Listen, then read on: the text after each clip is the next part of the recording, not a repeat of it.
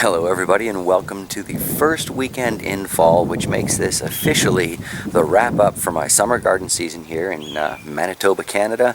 It is looking like it's going to be an absolutely beautiful autumn, but of course, can you hear that thunder in the background? That's right, it's the weekend storm to go with the weekend garden update. Hopefully the weather will switch a little bit and it'll be, stormy on Mondays and Tuesdays next year, who knows. But we're going to take a look at some of the plants that I'm leaving out here. I'm going to harvest pretty much the rest of the plants, and without much further ado, as they say. So I'm going to be bringing in a few more of these pepper plants. I did find a few more planters, so I'm going to try the orange fugo. Then over here, we're going to try the Scotch bonnet. Half of this is going to have to get cut off though. And I noticed one of the Caribbean heats has put on some fruit, so we're going to try and bring that in as well from the front. So as for the rest of these peppers, as I said before, I'm just going to clip them and flip them, put little labels on them so I know what they are. Some of them will be easy to tell, but others not so much. Some beautiful thunder in the background there. Oh, those Nepalese bell. Cannot wait to see those with some color. So the first one I'm going to try and transplant is one of the Caribbean heat. Came out easy enough. Gonna have to clean this up a little bit. Might not have been a good choice of pot for this one. Might need to switch that up too. Alright, 1 second. Due to a perfectly reliable weekend storm, I've been forced to change my plans somewhat. As the rain pours and the thunder rolls, I think I'm going to start with clipping the plants, and I'll save the transplanting until maybe this is rolled on through. Shouldn't take too long. And if it does, well, I'll just come out here and do it in the rain. First one I'm going to bring in is that Nepalese bell, I think. Well, where else to hang the crop in the harvest but the creepy basement? I'm not doing anything else down here anyway. And it's really not too damp. The floor, it's a little bit moist, but it's drier than that storm outside. So I found a few nails up in the boards here, and I'm just going to string my plants along. We'll start with the Nepalese bell. Now, odds are pretty good that I'm going to attach this to the string a little bit better once I have a few more plants in here, but I want to bring some of these other guys in. But I found, like I said, some nails up here, so I'm just running my string. I'm going to tie that once around, move it further up, and I don't know, maybe get 2 or 3 plants along that to hang and dry. Hopefully the fruit will ripen, right? Because there's a lot of really kind of cool looking fruit on this Nepalese bell. The lighting in here is terrible, but that's not too bad. Dog clicking away upstairs. Well, that puddle got a lot bigger since I went downstairs. Right, I'm just going to leave the camera packed away and go get the poblano, aka ancho pepper next, and we'll resume in the basement where it's drier. So there we have the Nepalese bell, and I ended up grabbing both ancho pepper plants. They might as well hang together. I might get a few more in this row. Alright, the rain has slowed down for a moment here, so I'm going to try and transplant that Scotch bonnet so it can stay for now, which means the cherry bomb is the next one to come in. I don't even know if I'm going to bother with this Burpee Lemon Hot. Guess the next one to hang is going to be this garden salsa that has given me so many peppers but no red. Well, they dropped a couple peppers along the way. This is an orange fugo, and this is one of the garden salsas. Got an ancho upstairs. Should make for an interesting dinner tonight. But here we have the garden salsa hanging. Trying a different system for this one. I've got a loop on either end of this string, and I'm hanging it straight down from the nail. Pretty quick and easy. Seems to work. Place is going to look funny when it's full though. Couple more peppers to go. I guess next we'll bring in this Hungarian yellow wax pepper. Seemed to do alright, not the most productive by far, but it's got a few on there worth saving. And the Hungarian yellow wax peppers safely hanging in the dungeon. Alright. This is an interesting look for this place. A somewhat lazier approach for hanging the banana pepper. Just took an elastic, wrapped it around, hung it on the nail. Seems to work. Sounds like the dog wants something upstairs.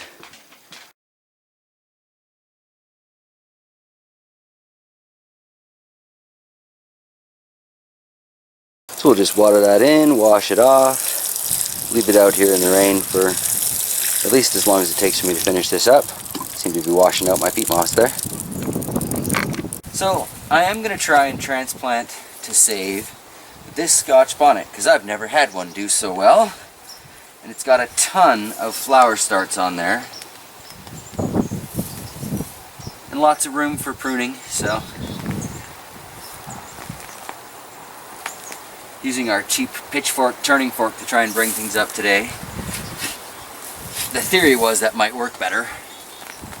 I'm not entirely sold on that. Alright, back in a second when I get this in the pot. So there's some very nice roots on this particular plant. It's not exactly an upgrade to put it in this little pot, but it's one of the largest ones I've got left, I think. Oh, maybe not. Give me a second. So I found the pot in the shop from the fig that didn't quite survive. And that looks like it's a slightly better fit for these plants. Or this plant, I should say. So fill that up with some peat moss. Well, now that we've got this all snugged in, I think that's a much better choice in container for it. Let's go see what we can grab to salvage from the side garden. And probably wrap this up with a few "what did I learn this year" kind of moments. Yeah. Alrighty, check the side garden. So the next one we're going to try and save, I guess, is the red Thai chili. This is kind of shorter and bushier than usual because I clipped it to try and clone it. So I would definitely like to bring this inside. Quite a trunk on this one, so its root system's probably going to be pretty impressive. But we'll see. Of course the wind picks up because the camera is rolling. This side yard is like famous for that. A couple of worms that got caught up in the roots on this red Thai chili. So hopefully they'll have a nice warm winter inside, being productive, eating dead roots, giving this all those fancy pants little micronutrients and stuff that worms do. So I would love to see this plant super productive over the winter. These red Thai chilies are wonderfully spicy. I mean, yes, you can get them in a grocery store, but they're still better when you grow them at home. Same with the orange habaneros. They're becoming more common and you can get them in your grocery stores and stuff, but that doesn't in any way, shape, or form make it less worth growing them at home. Alright, tag it, water it in. And the last one I'm going to try and bring inside as a living plant is this beautiful looking St. Thomas Bane. This one's got some nice height to it. Has survived the cold so far, but is not wanting to come up.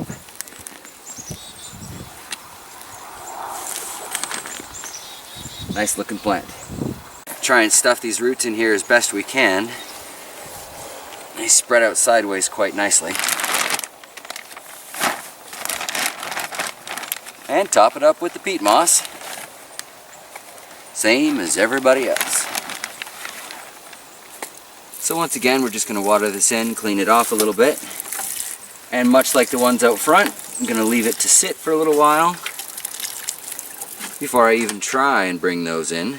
So one thing I'm attempting to do as the season wraps up is to take some clones. I've got jars here for, that's the Broad Ripple. That I believe is a Cherokee Purple. And over here I have a jar waiting for the beefsteak tomato. I'd like to have much stronger starts for next year with these. Definitely give them more space as well. This worked much better than the crowded tomato patch did. So tomato cuttings are super easy to take. They're one of my favorite things to try and take cuttings with. So just drop it into the water and that'll probably root. Little visitor during the rainstorm here, taking advantage of one of the broken branches. Sorry for the shaky hand, kind of zoomed in right now.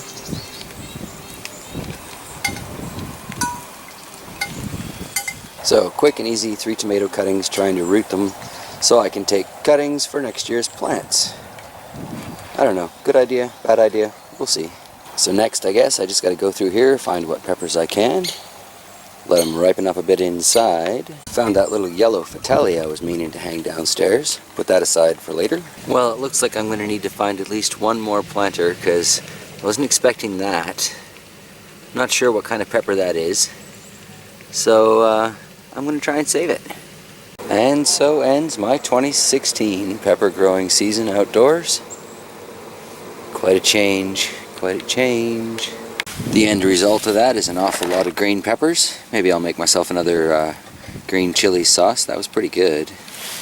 Didn't come out a very attractive color, but it was pretty darn tasty. Still need to harvest those 2 square feet of carrots, and not quite sure how much longer I'm going to let those beets go for, but the shards are sure is doing great. Those Brussels sprouts, going to be eating those soon. The 2 poor quote-unquote lace kale. Tragedy there. And then here we've got our so-called fall garden. Some cabbages on the left, some kale on the right, and some peas along the back. We'll see how long they last. Which I guess takes us to harvesting these last 3 pumpkins and a final weigh-in for that pumpkin back there. Alright, so we're going to try and weigh this giant pumpkin, so-called. See if we can get a reading on that. I'm not gonna tell. Oh, you're so mean. I don't know, 35? Not bad. Well, at the end of the day, I'm bringing in 4 peppers that I know what are, 1 that I'm curious about, 3 tomatoes clones to go join the Indigo Rose clone, and the Black Beauty eggplant. Brought in those 2 fairy tale pumpkins and that 35-pound so-called giant pumpkin, and a bunch of green chilies. So, I guess the biggest lessons that I learned this year were probably that I need to space my plants out a whole lot more. The corn really suffered for the spacing, the tomatoes really suffered for the spacing, the squash suffered for the spacing. But to me, that was a really huge garden plot when we first dug it up. I look at it now and it seems like it's so tiny, you know, and I grew so many plants in there. But that's kind of my nature, you know, I tend to overplant rather a lot. I'm looking forward to watching these ripen, but that brings me to the next thing that I learned, is that I need to get stronger starts out as soon as the season begins. So that seems to be the 1st of June around here. I'm going to start organizing my seed packets a little different. We're going to go through that in a future video. But basically I'm going to put them all in order of what needs to be planted first before last frost, and hopefully I'll be in a better position with next year's seedling starts that head outside. I've learned that squash are a lot of fun to grow, but they definitely need, you know, 5-6 feet around each little hill. They took over my tomato patch, so that was pretty brutal. It's been an interesting season, you know. I'd say I've learned a lot of things. Of course, now that I'm trying to like rattle them off, it's not coming to mind. I'd say the most useful trick that I learned this year is that grass mulch. I had hardly any weeding to do, and the garden looked pretty good all year, so very impressed with that. I'll definitely be carrying that forward into future years gardening here. I've learned that a short season is worth, you know, a little extra thought, a little extra care. I need to look for short season pepper plants. I need to look for short season tomato plants. So that's something I have to bear in mind, and, you know, depending on where you live, you should probably bear in mind. Not all of us live in Canada though, so there are a lot of longer growing seasons out there, and I am incredibly jealous right now as I'm sitting under clipped down pepper plants hoping they ripen upside down here in the basement. Basically, I'm going to have to say that my first year gardening out here in Manitoba has been a success in my eyes. I had a lot of produce that I was able to bring in. Got a lot of plants. I think that makes 10 or 11 different pepper plants that I brought in to try and overwinter for the Bear's Den. So, you know, it was a very successful season for trying new peppers. I learned that the anchos do really well here, and, you know, just silly little personal gardening lessons that might not even apply to somebody else in town here, because just the way the sun is. But all in all, I've had a really great 2016 gardening season, and it's been a pleasure to share it with all of you along the way. I appreciate your comments, your help, your suggestions have been absolutely priceless, and like I've said before in other videos, I don't think I would have had even this good of a season without you guys giving me all the encouragement and the advice. So I really appreciate that. I'm really excited for the 2017 gardening season when it finally rolls around, and you know, I'm hoping to find some genuinely giant pumpkin seeds in the meantime, because I'd like to grow something that ends up larger than 35 pounds. That was kind of a disappointment. Fun to watch it grow, but I wouldn't call that a giant pumpkin by any means. So yeah, Maybe a few suggestions in the comments below if you happen to know of a variety name that does particularly well and gets just massive. I want a pumpkin that you can barely see me behind. That's the kind of pumpkin I'm looking for. So if I have to put on a pallet underneath it, great. Yeah, all in all, there will be, videos will continue on the channel throughout the off-season, as always. There's the Bear's Den, so I'll be doing my Wednesday visits up there, and all of the random stuff that goes along with that. I've got a few aquaponic videos I need to get up in the next few weeks. I got my eyes towards winterizing-ish the aquaponic garden, and of course I have to do my 5-year review. I missed the 4-year review because we were busy moving at the time, but I don't have that excuse this year, so I definitely need to get that 5-year review up soon. And yeah, as always, there will be completely random videos up on all the different channels and stuff, so don't worry, I'm not going anywhere. I'm just not growing much outside anymore, so the Sunday visits are done for 2016. Thank you all for joining me for this growing season in this particular video. If you've stuck around to this point, you are a wonderfully dedicated individual, and yeah, thank you for being part of my community here on YouTube. You guys are so kind to each other, you're so kind to me. I think it's one of the best communities out there, at least one of the ones that I stumble across. It's wonderful to be a part of this group, and I look forward to continuing our adventures in gardening. I'm going to shut up now because this has been a long babble. Thanks for watching, everybody.